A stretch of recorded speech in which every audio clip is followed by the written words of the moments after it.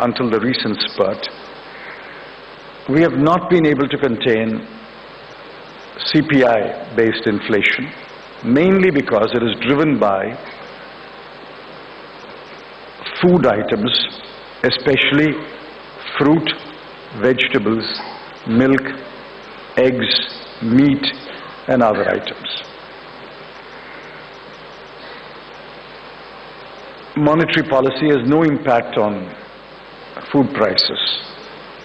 The only way we can contain food inflation is to augment supplies.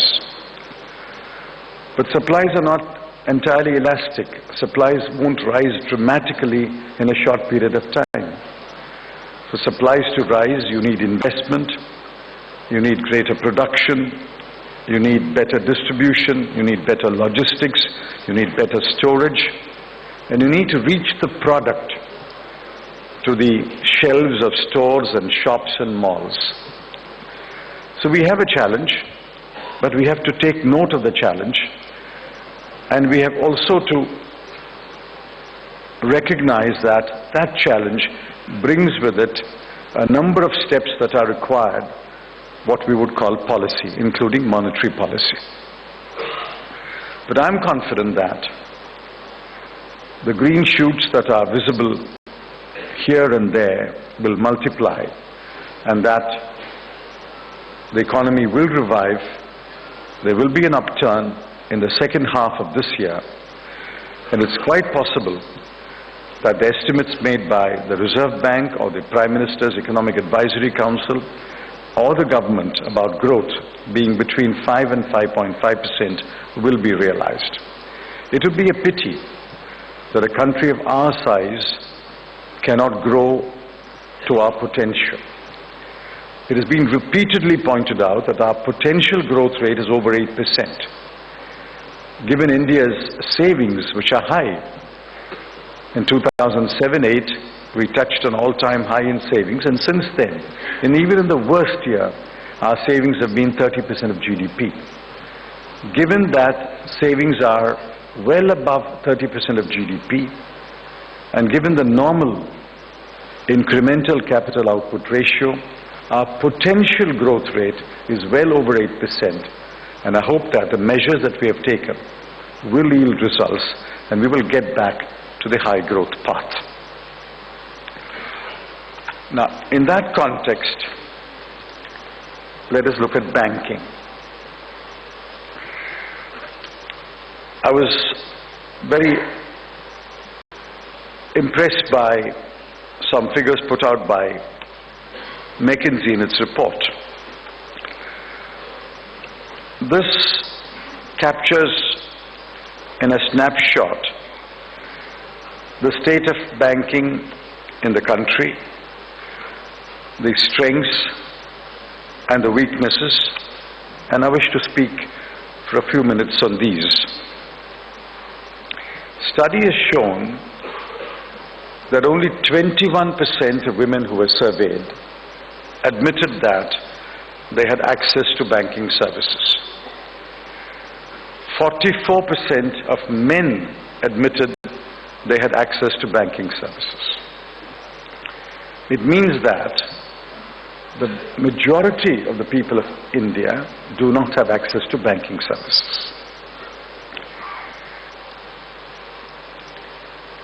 Secondly, given that people live under different circumstances, under different conditions, I think it's fair to say that while a small number has actually entered the 21st century, the bulk of India still remains in conditions of the 20th century, and there is a small number which perhaps continues to live in the 19th century. I do not think there is any country in the world where people span 3 centuries. Banking in India, therefore, has to recognize these hard facts. Banks for whom?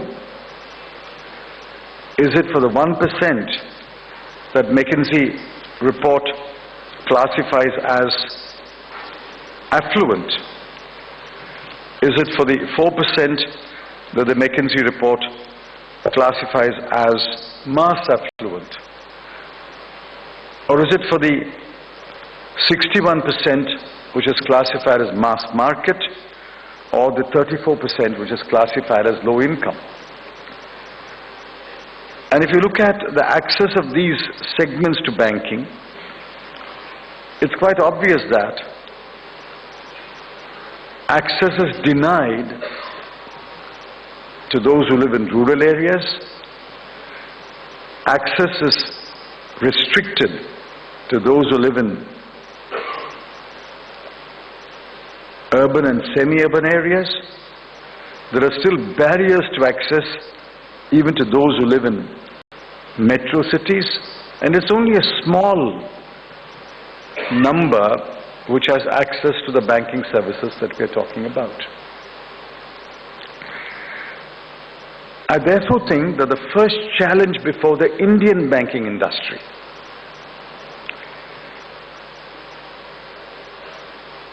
is to ensure that banking becomes truly universal. Every one of you claims to be doing universal banking. You're not into niche banking.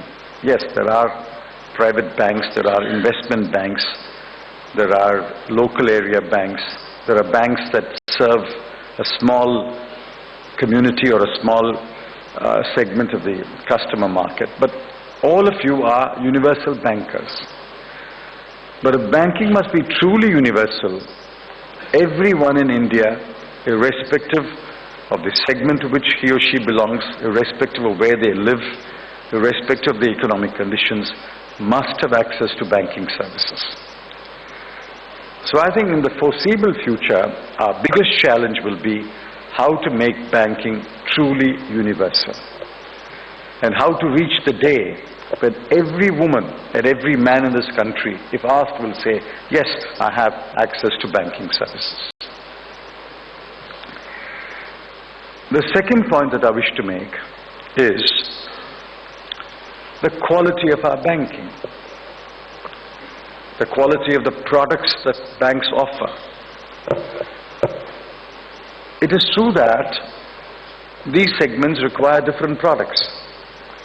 All your innovations clearly point in that direction.